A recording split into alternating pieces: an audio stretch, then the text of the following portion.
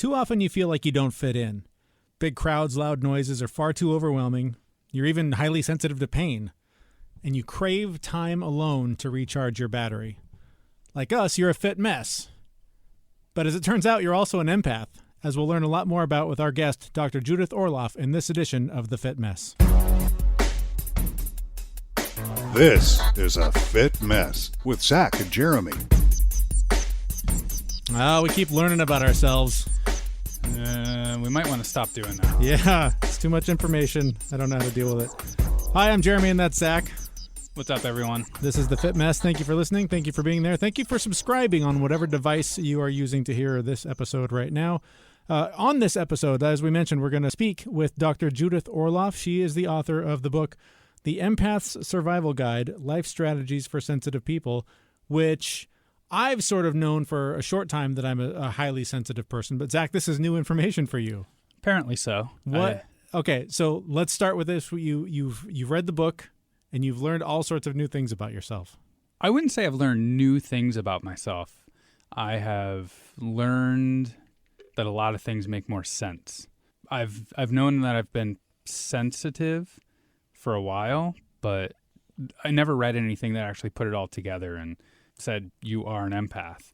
Basically, I took their test, and same thing with anxiety. I was like, wow, I thought my sensitivity level was pretty normal, but apparently it's pretty high. Hey, sensitive scale, get out of my head. Yes.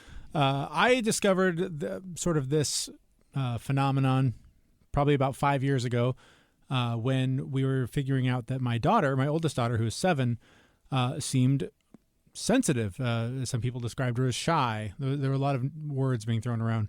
But then we discovered the phrase high sensitivity, and we read the book. I keep saying we. My wife and I read the book, The Highly Sensitive Child. And as I read it, there was all sorts of red flags, like yep. But the more I read it, the more I realized I was reading about myself, and discovered then that I all my life have been this highly sensitive person, really just thinking that I was weak, kind of a vulnerable person that wasn't your strong, typical man like we're taught to be growing up.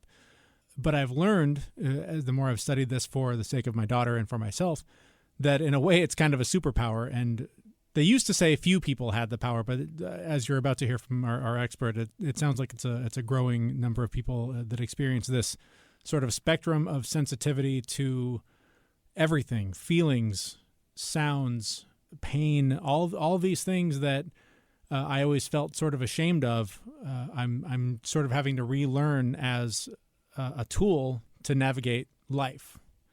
And so in reading this book, The Empath's Survival Guide, I'm finding that it sort of takes it a step further than just being highly sensitive, that there's sort of a deeper level going on. It's extremely revealing in terms of sort of what makes me tick. And I think that's kind of what you're experiencing as well. Yeah, I'm actually really excited about it now because I figured out a name for something that I didn't know what it was, right? Loud noises really bother me. My wife has a tendency to talk really loud sometimes, and I've never been able to figure out why. I don't know what you mean. She has the voice of an angel, you son of a bitch. It's just me. It's all me. It's not her. It's just me. No, it's just something about it bothers me. The volume level. When she's talking normal volume, it's fine. But, right.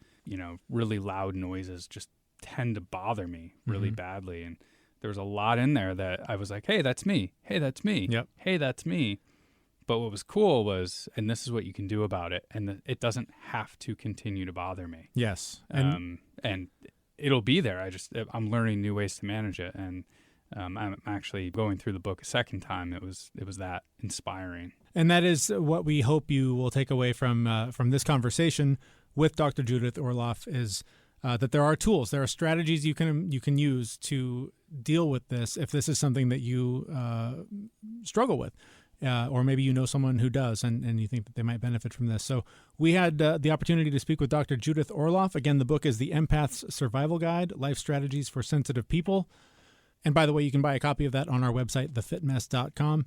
But we started the conversation with Dr. Orloff basically just asking her to describe what an empath is, how that relates to being highly sensitive. Well, an empath is somebody who is an emotional sponge. They're very intuitive, they're very open, they're very loving, but they tend to take on the stress of the world into their own bodies. Or they can even take on physical symptoms. You might be standing next to somebody with back pain and suddenly your back starts aching. Or if you're around somebody in emotional pain, you might start feeling it too if you're an empath. And I'm a psychiatrist. I'm also an empath.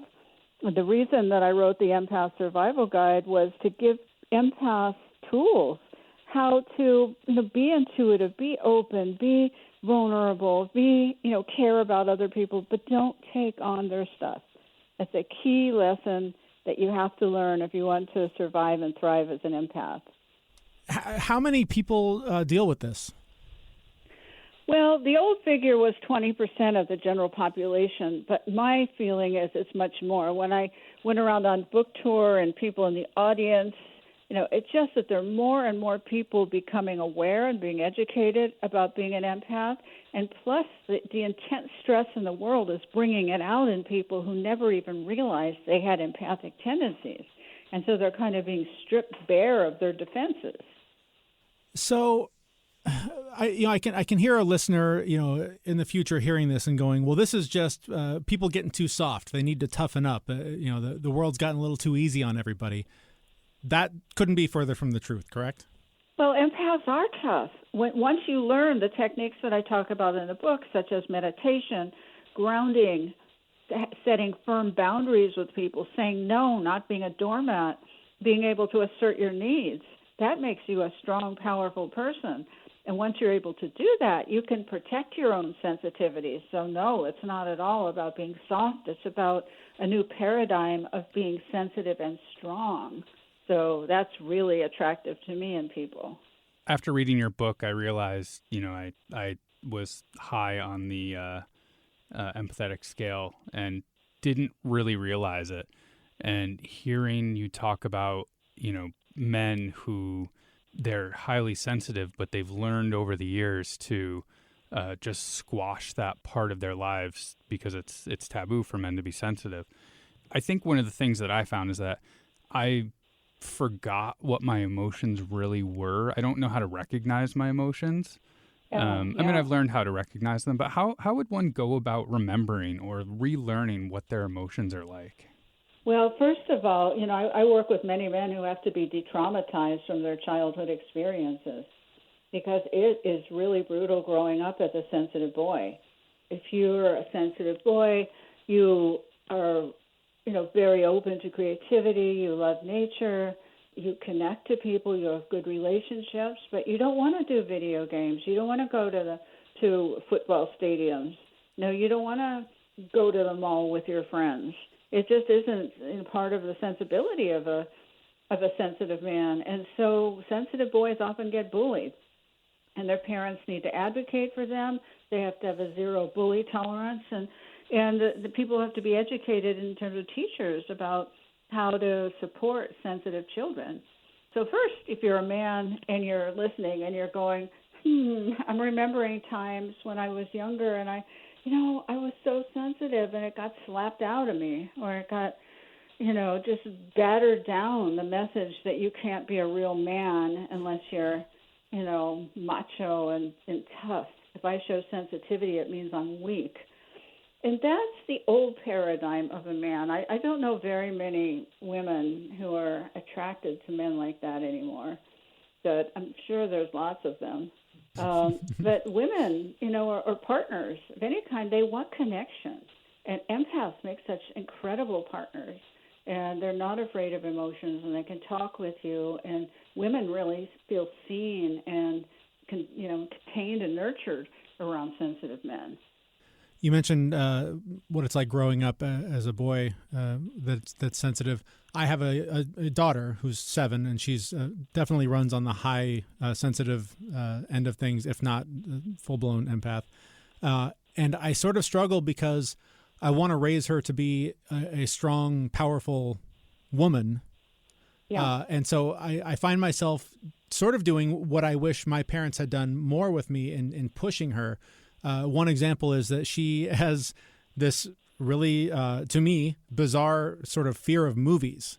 even the safest of movies like a Frozen or something where there's conflict, there's villains, things like that. But just the concept of sitting down and trying to pick out a movie becomes this very stressful thing, because I think she's already anticipating all of that anxiety and emotion that she's going to experience watching it, to the point where she shuts down, and it's a struggle for us. So how do you walk the line between sort of teaching strength while honoring that sensitivity? So movies are an important topic. I'd want to sit down with her and find out what her experience is. Is it the loudness of the theater? Because I can't even go into those, general theaters anymore. Well, and sorry, for what it's worth, this is also just like in our living room where she can be sitting on my lap. Oh, okay. So it's not going into movie theaters. Right. That's a whole other level that we can't seem to break through that one either. Oh, okay. All right. Well, then I would ask for what type of movies that she likes to watch. What does she enjoy watching? Has she ever watched a movie that she likes?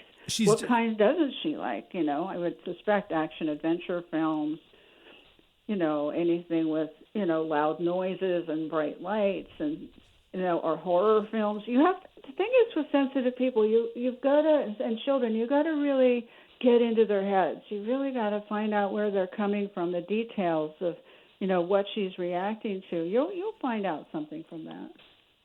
In your book, you mentioned a balanced empath, and it sounded wonderful. Yes. I would love to hear some of your thoughts on what, if somebody's just discovering, I am an empath and I've never really known that. What are some of the things that we can do, either ourselves or for other people that need this? What are some things that we can do to be a balanced empath? Well, in the front of the book, I have a self-assessment test to find out if you're an empath. And I think it's important for people to take it. It's 20 questions. And there are questions like, do I need a lot of alone time to refuel, after I go out? Do I prefer taking my own car places, rather than driving with other people? Am I sensitive to noise, smells, or excessive talking? So you need to know some of these things. Do I need alone time, and do I love being in nature? So you have to take these questions, assess how much of an empath you are. Some people answer 20 out of 20, and then develop activities in your life to support what your needs are. For instance, if you love being in nature, a form of balance for you will be going for walks in nature or hikes. Or empaths love water. They love being near the ocean or flowing streams of water or lakes, creeks, anything, to be around the negative ions or visions of water, pictures of water, audios of water. So, you could do things that soothe you. And empaths often go on sensory overload. And so part of their balance is noticing when you start to do it, not waiting a week and then collapsing, but noticing, am I on sensory overload now? All right, stop. What can I do? I'm a psychiatrist. I'm also an empath. And when I notice the signs of sensory overload in myself, I'll just go, by the time I come home, I'll go home, close the door, maybe turn down the lights, meditate, quiet, go in a bath, turn it all down, decompress.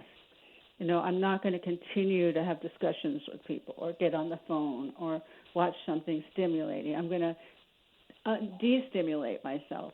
So empaths need to learn how to practice self-care in those ways.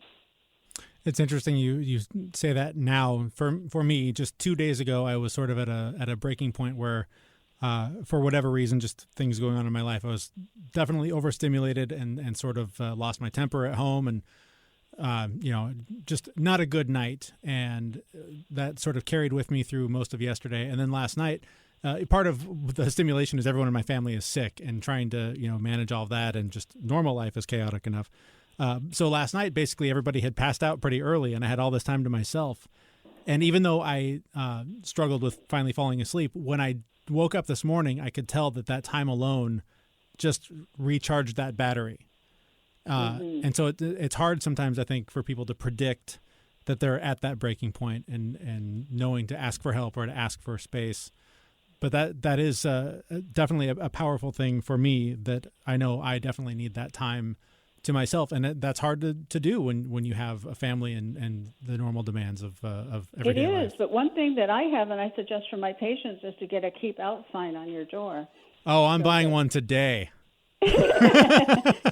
Yeah, definitely, because then they know to leave you alone. You're meditating, you're decompressing, and you tell them, honey, it's not you, it's me. I need this time alone, and I love you for supporting that in me. So, you speak very positively to your loved ones about this, but you let them know. That's where boundary setting is such an essential tool for empaths. Yeah. It's learning how to set boundaries for what you need and then enjoying taking that time without anyone bothering you. You mentioned another thing in the book that I found interesting was the difference between emotional and physical empaths. Can you talk about that? Yes, physical empaths are those who actually feel the symptoms of other people and take them on in their bodies. It could be anything from back pain to chest pain. I've had patients where one member of the couple picked up and feels in her own body the chest pain that their husband goes through because of his heart disease. And so it can get really intense, especially when you love someone. When you love somebody, the empathy gets magnified. And then with emotional empaths, they take on the emotions of other people, less so the physical pain. So you can be both an emotional and a physical empath. But if you're around somebody, and let's say you're in a good mood, and then you meet somebody and they're angry or they're frustrated or they're being a victim, when you're around them, you start taking on their angst too, like a sponge. You can imagine an empath system like a big sponge, sponging it up. And so you have to say no to sponging it up. And there are techniques of, setting boundaries, of visualization to keep a shield around you so you don't suck it up. Whatever you need to do, my empath patients, do it to take care of themselves. You mentioned being a sponge. I read the one line in your book where it said that people flock to empaths to talk about their problems. That happens to me quite frequently, and I've never known it to bother me, but after reading your book, maybe it will bother me in the future. What kind of things, am I giving off that kind of impression? Is there anything I can do to prevent people from, unloading their problems on me? Or do I really just need to figure something out to listen and be okay with that? It sounds like that keep out sign might have a dual purpose. I've already punched it up on Amazon. I'm ready to buy that. Well, empaths, I write about this in the book, where empaths wear an invisible sign around them that says, I can help you. And people flock from far and wide. I could be anywhere, minding my own business, and people will come up to me and start up. And that's not okay with me. I don't want to, I want my private time. I want to set boundaries. And so when people do that with me, if I'm not in that mode, I'll just say, I'm sorry I can't listen right now. I'm having my private time. Is there any way to, take that sign off that you found? No. Okay.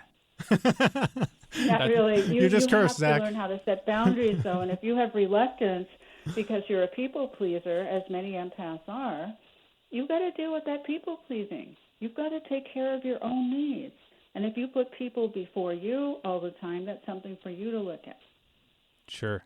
So one other thing I'd love to hear your perspective on is you talked about addiction a little bit, in that empaths will, use alcohol or drugs to numb the sensation. Right. I think I've experienced that myself. I personally, quit drinking about 2.5 years ago. And I feel like I was trying to numb it. I didn't know what I was trying to numb, but could you talk a little bit about how empaths use drugs and alcohol to try and numb the pain a little bit?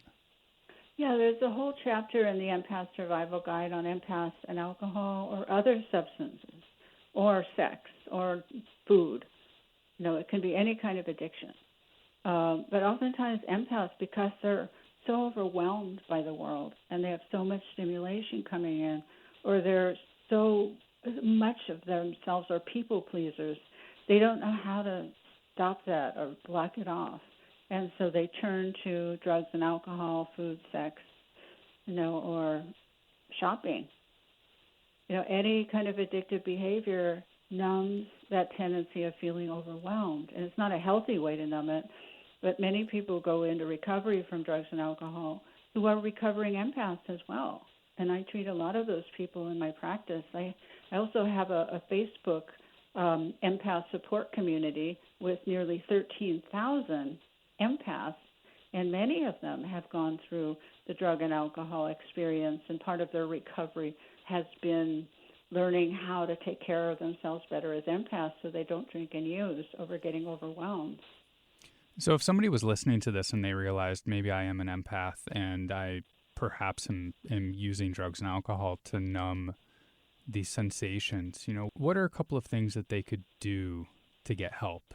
Well, find a therapist, go to a 12-step meeting, begin to see what feelings come up when they're not drinking, go to a rehab, get some help. It's hard to do it on your own. It's really hard. And in terms of being an empath, you need to start asserting your needs, because when you reach for that drink or that drug, ask yourself, what am I numbing? And try to give yourself whatever you're lacking. So it requires being self-observant in terms of what your needs are and what emotions you're trying to numb. What's too much for you? When you feel guilty, do you want to drink? Where does that guilt from? You've got to work with somebody on this. It's very hard to do it on your own. The Empath Survival Guide, it's a fantastic book. It's very revealing. It has been for both Zach and I. Before we let you go, and without giving away the store and giving people a reason not to buy your book, what are maybe one or two takeaways that you hope that people can come to it and learn from and apply to their lives? Well, I'd love for people to take the 20-question self-assessment test in the beginning of the book to assess how much of an empath you are. And just think about it. How has it impacted your life growing up, how you are now?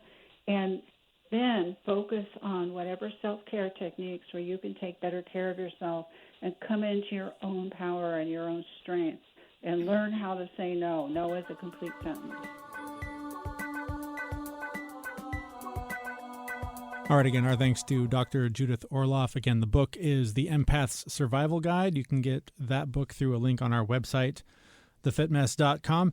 It's funny, she mentioned a couple times the test that you can take to discover how much of an empath you are, and it's 20 questions.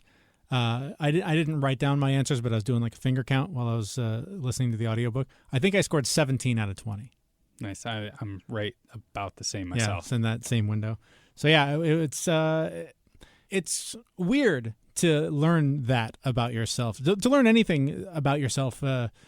Like you said, to be able to put a label on something and to then be able to approach it in a way that's productive rather than just letting it sort of swirl in the back of your head and try and figure out how to cope with each slice of it as it comes up. Yeah. We've talked a bit about, I've figured out a lot of things about my life, and this genuinely surprised me in that it wasn't even on my radar. Mm-hmm. But the outcome of this is that I named it.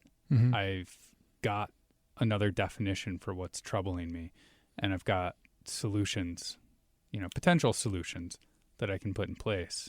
She talks a little bit about those solutions in the book. Well, she talks a lot more about them in the book than we got to here. But some of the things that she mentioned in dealing with them are things like we've discussed on this show: meditation, just giving yourself time and space alone to recharge. There's a lot of little tips and tricks that she offers through the book. So I hope you'll check it out and use those, because they're very beneficial, as I described to her that time just the other day about needing a few hours to myself to just not have to be responsible for someone else to recharge my battery. And it was really helpful. And once you know that too, you can actually take proactive steps to getting that battery recharge instead of doing what I do and just let the battery run completely dead. And then blow up. And then, and then I'm sick for a week or something happens, right? Yeah. If you know that about yourself, you can build that time into your schedule to make sure that your battery is always topped off. And that's a challenge too, especially if you are in a family or something where there are constant demands. it's hard to put yourself first and say, I need this for me. Yeah. It doesn't bode well for everyone, but in the long term it does, because if I don't do this, it's going to get ugly. Exactly. It's easier said than done. Yeah. But also I like that we talked a little bit about the sort of the issue of dealing with this from the perspective of a man, and that being sensitive is not something that typically in our society is celebrated. I think that definitely skewed my view of myself, has affected my self-esteem growing up, and is something I'm just now really learning to deal with and accept that there's nothing wrong with me because I have this experience, because I have these feelings or this sensitivity. So I think that's something that is going to be a challenge for guys hearing this and trying to either let their guard down and take off the mask of the big macho dude, mm-hmm. or realizing that, they too are dealing with a lot of insecurities because of this. Yeah. I can just picture if I ever had the opportunity to tell my dad about this book, mm-hmm. he would probably take the book from me, go to the library, and get me a book on like chopping wood or something like that. Like, here's something you should be reading. Right. As a guy, enough of this sensitive crap. I don't know who it would come from, but I hear a voice in my head saying, why don't you trade that book in for a skirt? I don't know. There's that guy in the back of my head all the time that's criticizing me for just being who I am, damn it. Yeah. But hey, you know what? Part of being a guy is being there for your family. And you know what? If this is what I have to do to be healthy and mentally healthy, to be there for my family, that's what I got to do. That's what you got to do. Speaking of what you got to do, it's challenge time. Let the challenge begin. And this time I'm challenging you. To eating Oreos? I would lose that one pretty quickly. Just to recap, our last challenge was physical fitness, exercising 5 times a week, like some physical activity 5 times a week. Yeah. How'd you do? I'm doing pretty good with it. Yeah? You know what? I want to say I've exercised 5 days a week every week since we issued that challenge. But you know what? Life gets in the way. Yeah. And I'm going to be okay with not being perfect. And, I've been about 80-20. Okay. So, but my reasons for skipping a workout are really good. Uh-huh. Like, Oreos. I didn't feel like it. Right. Or, there was a really interesting TV show on or something like that. Really good reasons. I was cursing your name the other day because I needed to get in my workout. Was it a weekend? No, it was a weekday, but my kids were homesick. And I was like, well, I can't go to the gym at work. By the time I get there, it's going to be a problem. So I had to get my yoga in at home. Didn't feel like it. I was tired. I was worn out. My kids were sitting in the room, spinning in their chairs right in my face. But I did the damn yoga because of this challenge. And it was brutal and it was painful. And the whole time I was like, Zach! But in the end, you were like... But in the end, I felt great. Wonderful. But yeah, I think I didn't write it down every day. I think I hit at least 3 or 4 days a week. Nice. Now, my challenge for you, because I know this is a weak spot for you, and I will totally beat you. I don't have weak spots. You're totally weak spot. I'm going to challenge you, and I'm going to go easy, to meditate for 10 minutes 3 times a week. Yeah. And that can include using like Headspace or whatever app you're using. But 10 minutes 3 times a week meditating. Okay. I think I will take that challenge. Yeah, I'm totally going to win. And I think what I am actually going to do is there's a meditation in Dr. Orloff's book that she recommends recording. Say it out loud yourself, record it, and then play it back. So I'm actually going to try doing that. Oh, and interesting. do that a few times a week. And maybe we can play the recording of you reading it. Maybe. We'll see how that goes. We'll see. All right. Well, that's it for this episode of The Fit Mess. Thank you for listening. Thank you for subscribing on whatever device you are using. Ratings and reviews on whatever service you're using are always appreciated. And you can always reach out to us through Facebook, Instagram, or Twitter. And you can also email us info@thefitmess.com. We'll be back in a couple of weeks with the next episode, and you can get that at thefitmess.com or wherever podcasts are sold. Thanks for listening. We'll see you then. Bye, everyone. Bye.